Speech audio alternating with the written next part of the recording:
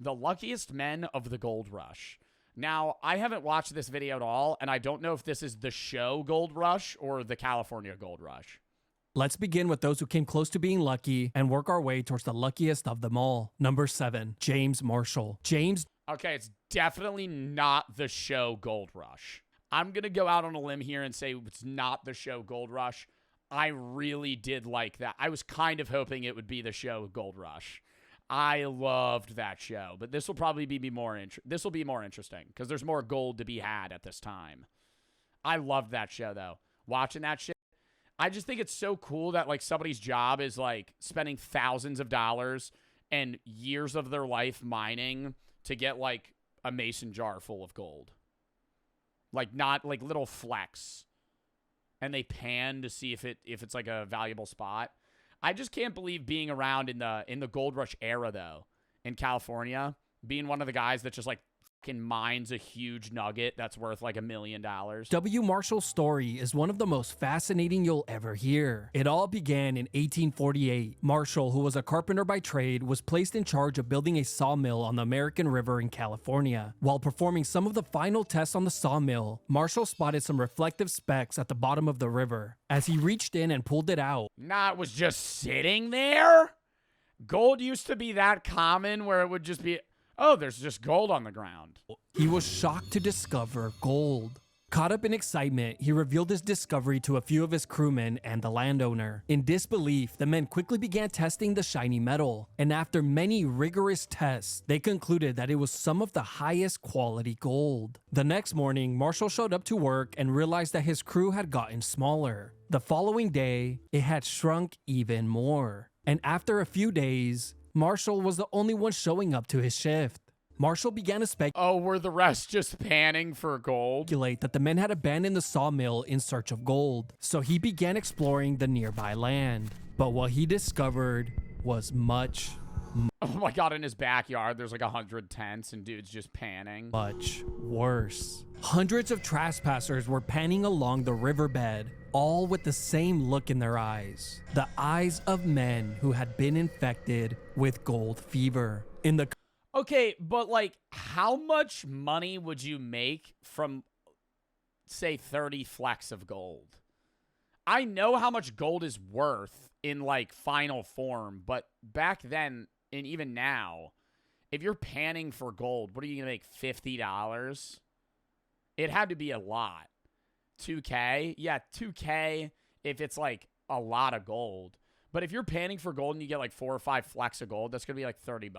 coming months, there were at least 4,000 men on the property mining for gold. James Marshall had unknowingly triggered one of the deadliest and most dangerous eras in history, the California Gold Rush. Oh, he started it? Bro, I wouldn't have told no one. I would have been panning that shit myself. But even Marshall wasn't lucky enough to dodge the virus. And soon he was on that same riverbed, desperately panning for his share of gold. Marshall spent years on that riverbed, but never struck gold again. And on Wait, he found it casually once and then never saw it again?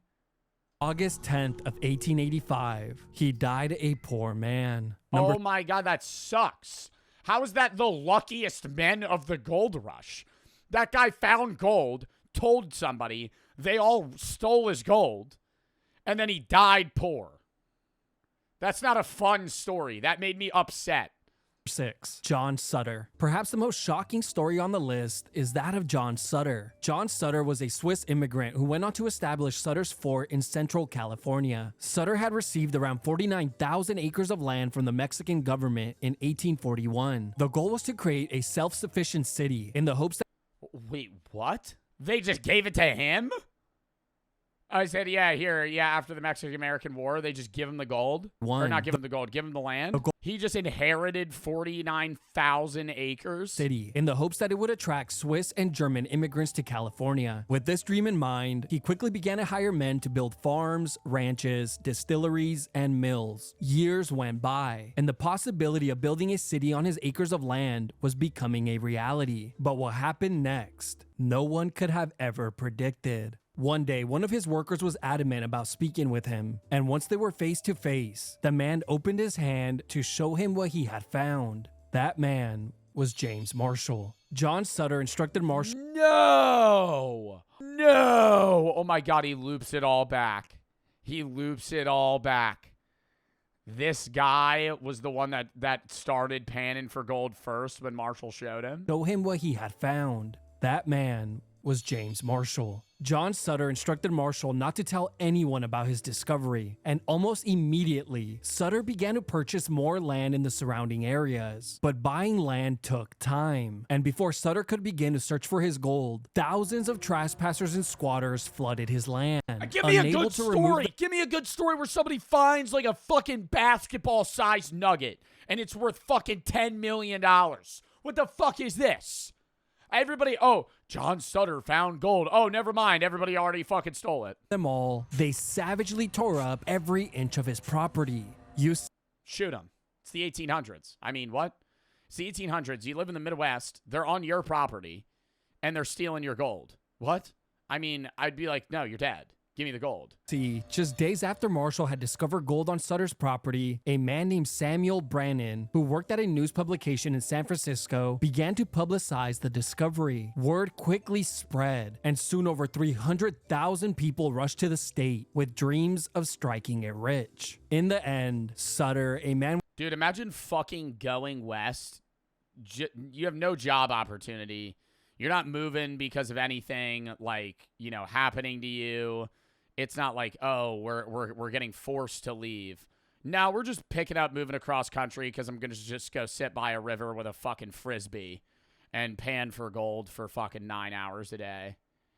Yeah, that's kind of the plan. Me, the wife, and the kiddos are packing up. Just going to kind of sit by the riverbed. With high aspirations, who tried to do everything by the book, was left with nothing but ravaged land. His livestock... A Frisbee? Yeah, it looks like a Frisbee. Like, you pan for gold with what looks like an upside-down Frisbee. Stolen. His crops destroyed. And with no one wanting to work on his land, he quickly went broke. Sutter spent the remainder of his life in a legal battle with the government, seeking compensation for his losses. And 32 years after the discovery of gold on his property, on June 16, 1880, Sutter finally won his legal battle and was set to receive $50,000, a value of around $1.4 million today. But just 2 days later, Sutter died.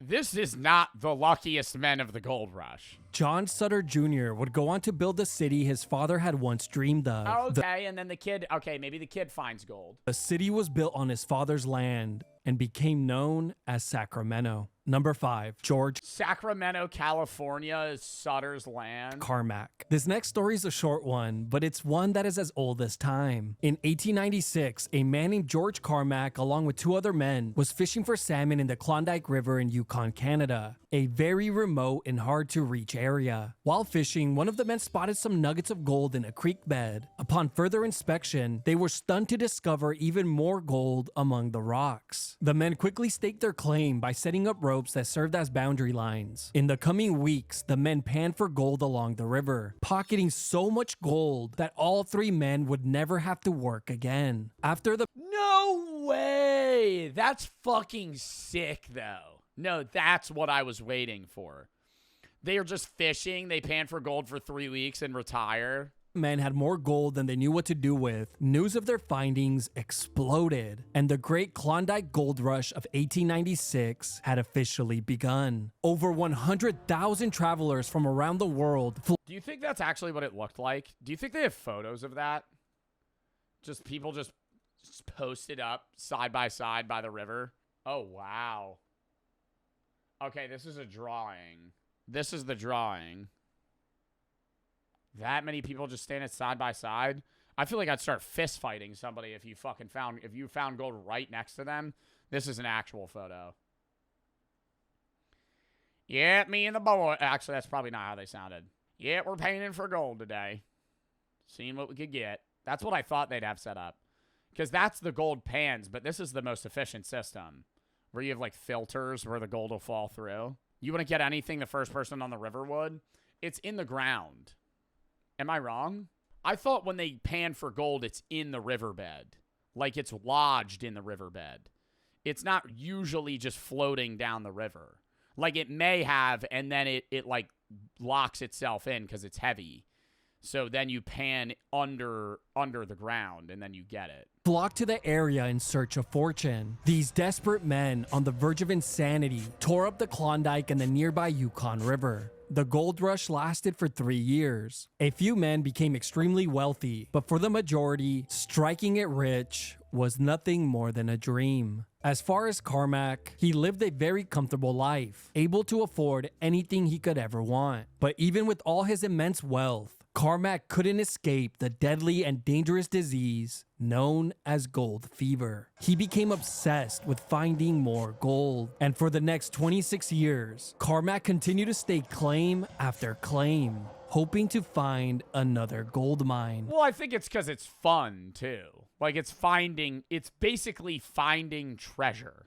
He desperately wanted to relive the feeling he had experienced on the Klondike River. Carmack searched endlessly in the mountains of Washington. It's like gambling? Actually, though, yeah. California, and Nevada, but with little to no luck. And in 1922, at the age of 61, George Carmack died while working on a new claim. Number 4, Clarence Berry. One of the most iconic stories of the gold rush has to be that of Clarence Berry. The year is 1896, around 40 years after the California gold rush had ended. A man named Clarence Berry was barely scraping by, working on a fruit farm. Oh, wait, what was the year? The year is 1896. Oh, so well after. A man named Clarence Berry was barely scraping by, working on a fruit farm in Selma, California. Berry was the son of a 49er, a term given to men who came looking for gold during the California gold rush. Growing up, his dad told him stories about men who left their lives behind, traveled to California, and struck it rich. But Berry's dad was just one of hundreds of thousands who came to the state looking for gold and never found it. Berry, who was around 30 years old, never had much money. He managed to save enough to move to Alaska with his wife in 1896, where he settled down and worked as a bartender. One night, a mysterious man walked into the bar, ordered James Marshall. a few pints Again. of beer, and paid with gold nuggets. Berry quickly asked, You could pay with gold nuggets? How do you even know the evaluation of the gold? Hey, the drink's $5. Well, at the time, it was probably like $1. Now it'd be like 15. Drink's $15. Throws down a nugget of gold. No idea how much that's worth. I can't break that, buddy. You're not getting change. the man where he had found the gold.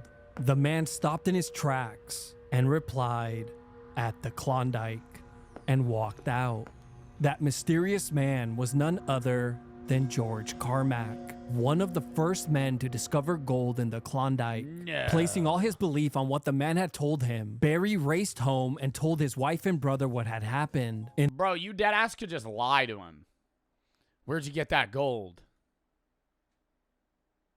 Seattle. Well, honey, we're moving to Seattle. There's just nothing there. Like, you could just lie to him. Nobody would believe you. Bro, you handed him gold. This guy literally, on a whim, just got up and moved to fucking Canada. In the coming days, the three of them set off on foot to reach the Klondike. But getting there would not be easy. The path to the Klondike was deadly, since it was located in an extremely remote area of Canada. Just to get there, one had to travel up the Chilkoot Pass, an extremely dangerous ice wall. Then came the long and exhausting White Pass Trail, later known as the Dead Horse Trail. Due to the Bro, I can't imagine walking everywhere.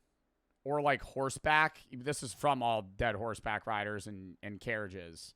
Like when people moved across the country, it was on horse.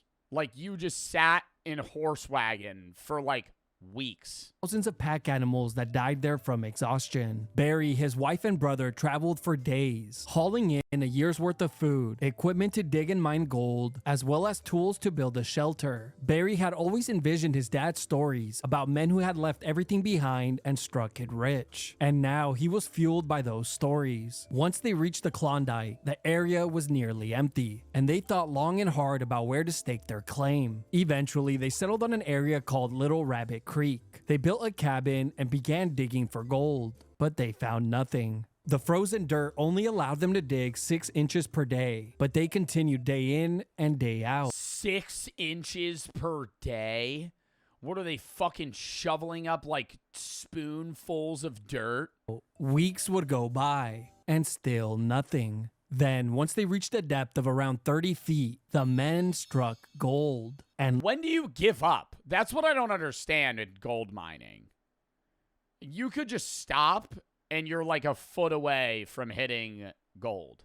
Like, what if they were like, yeah, we'll go to a different hole. We'll give up on this one. with every scoop of dirt, hundreds of dollars worth of gold followed. Soon, they had buckets upon buckets filled with gold nuggets. Barry and his brother eventually recruited their 2 other brothers, and soon they began alternating between living at the cabin and digging holes on their claimed land year-round. In no time, they had around $130,000 worth of gold. Am I a little disappointed, or is that in that time or now? Because I thought they were making, that's a lot of money. Well, brother, this is the luckiest men of the gold rush. A value of around $5 million. There we go. That's a fucking shitload of money. Right, 130K split amongst 5 people. That's not even a fucking, that's not getting you by. $5 million worth of gold from just moving to Alaska and fucking just, or not even, right outside of Alaska, just mining, dude. Today, soon Wow. after the men had acquired their gold, the news exploded. Still underwhelming. $5 million worth of gold is underwhelming. Dude, they found that in like a year. Large amounts of gold in the Klondike. And soon, around 50,000 men from around the world poured in, decimating the Klondike. That's wild that it's like peaceful and alone for you and like you're near nobody. You set up a cabin, you're just mining. You strike it rich, retire.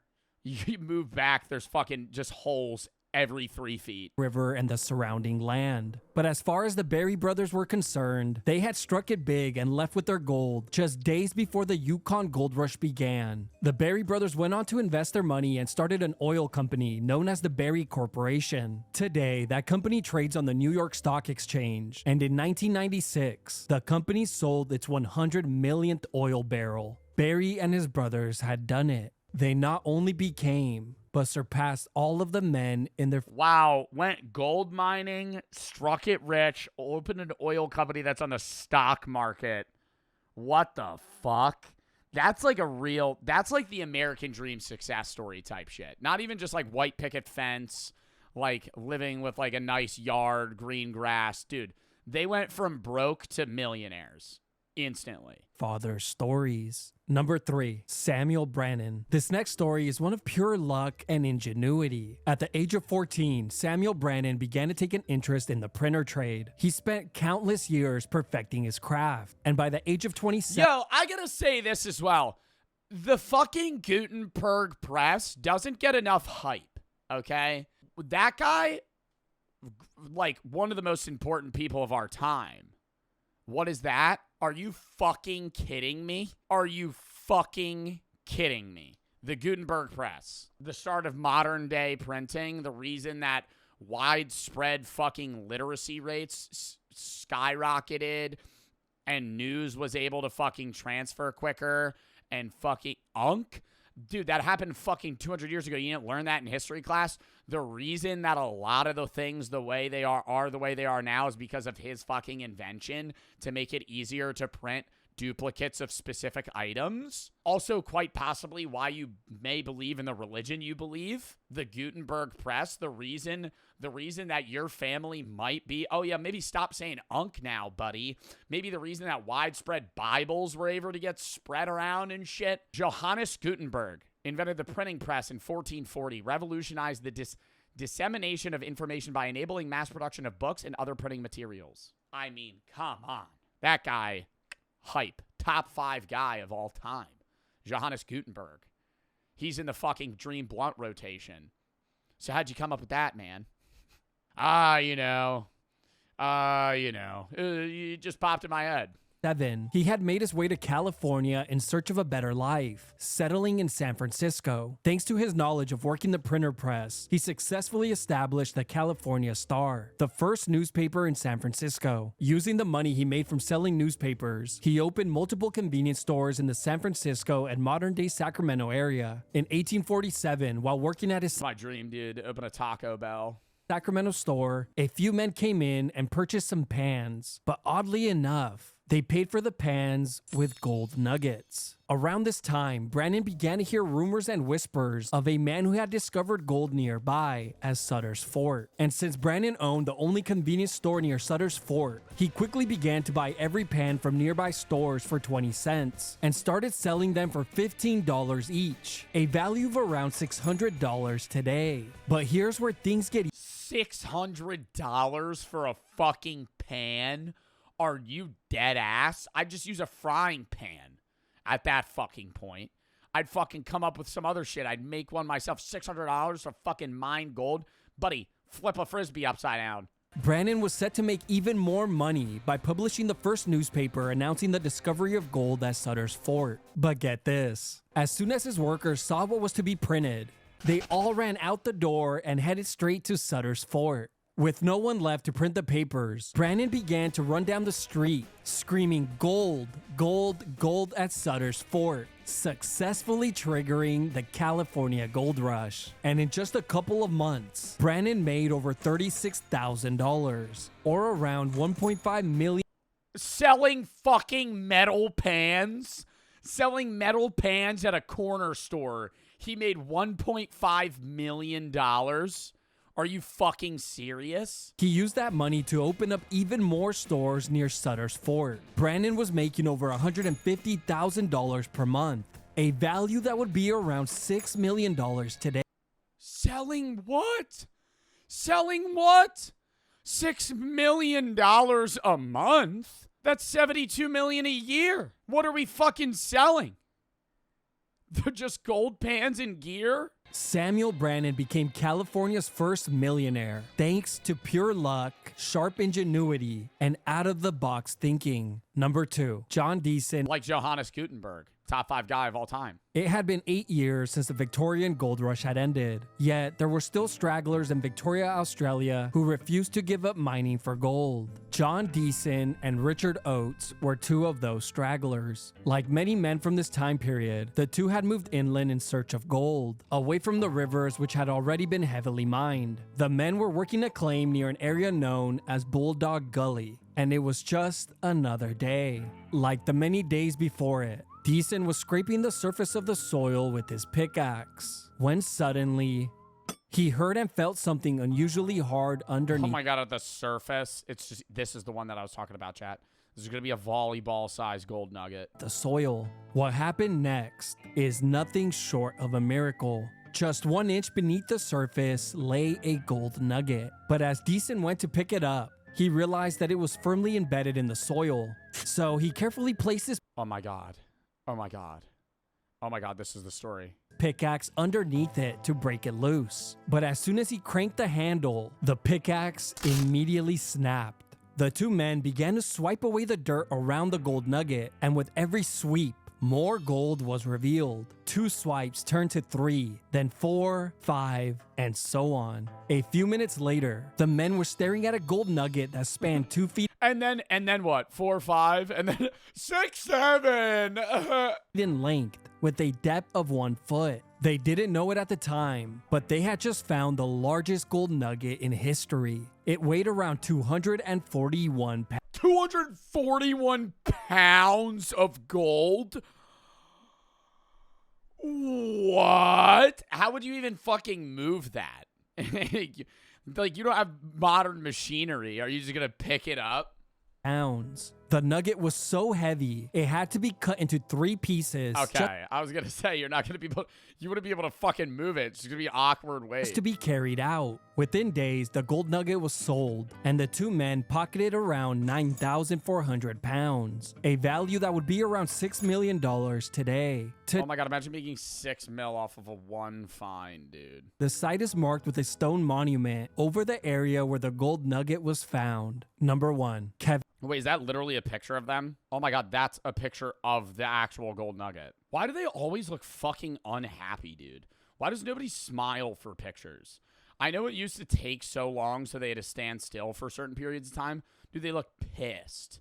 Everybody's just like angry as shit. Like, bro, you're rich. Number 1, Kevin Healer. When it comes to luck alone, there might not be a man or woman more lucky than Kevin Healer. In 1980, Kevin Healer had suffered a back injury that required surgery. Wait, Gold Rush 1980?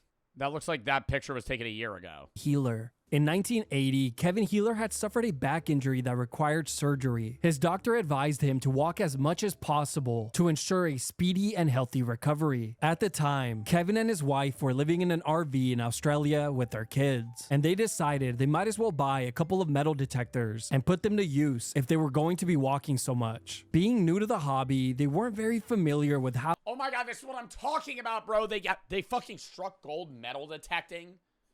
Are you serious? the devices worked, but they decided to take them out to a field to learn. Kevin and his wife exited the car and went in opposite directions, but just a few steps from the road where they had parked, Kevin's metal detector gave a faint reading. Not thinking much of it, he figured it was probably a malfunction and decided to keep moving. As he began to walk away, for one reason or another, he changed his mind. During this time, his wife Beth had been searching in a nearby area, but eventually headed toward Kevin to meet up with him. As she worked her way toward him, from a distance, she saw what looked like Kevin on the floor. Thinking the worst, she quickly ran to him to see what was wrong. And as she got closer, she saw Kevin shaking, with tears running down his face. Next to him lay a small hole in the ground, and inside, the largest gold nugget she had ever seen. As they both began to frantically dig the nugget out, its size just grew and grew. I don't know if I would know that it's gold, though.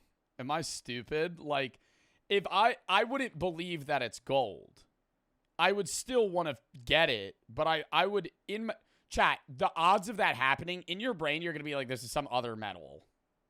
This is like some other metal that I don't know.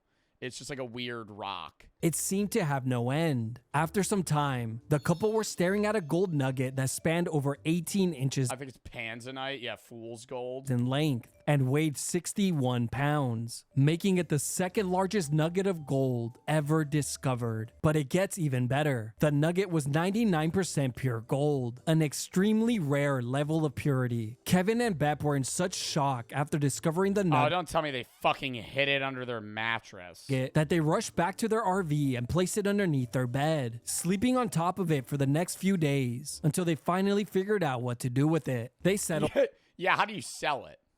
You would have to bring it to an auctioneer. that the best way to sell it was through an auction, where it was quickly sold to a Las Vegas casino for $1 million. Oh, that's not that much. Why a Las Vegas casino? Oh, you know what's crazy? The LA casino or the Las Vegas casino is probably just gonna put that in a box and be like, strike gold with Buffalo. Value of around $4 million today. The sale drastically changed Kevin and his family's life forever, as they became millionaires in the blink of an eye. Thanks to the gold nugget, the couple were able to purchase their very first home, choosing to live the rest of their lives beside the field that had given them everything. No, really? Do you think they ever looked for more? That would be like the worry, dude. That's what like the gold fever. Because if you found that nugget, I'd be like, there's no way this is the only gold in this land. Like, you would have to look for more. All right.